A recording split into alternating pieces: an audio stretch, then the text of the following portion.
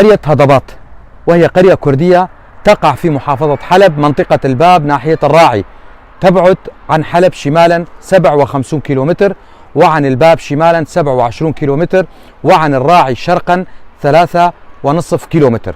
عدد سكانها بحدود 1300 شخص. مساحة القرية 2500 هكتار، وهم من عشيرة كيتكان الكردية.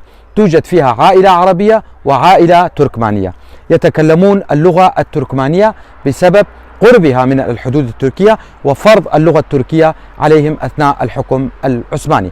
تحدها من الشمال الحدود التركية، ومن الجنوب قرية آلجي، ومن الشرق قرية أثريا، ومن الغرب مدينة الراعي. تشتهر القرية بزراعة القمح والشعير والحمص وكل أنواع الحبوب، وذلك بسبب خصوبة التربة ووجود الآبار. يزرعون بكثرة البطاطا والبصل والخضروات الصيفية بكافة أنواعها، كما يزرعون شجر الزيتون والعنب.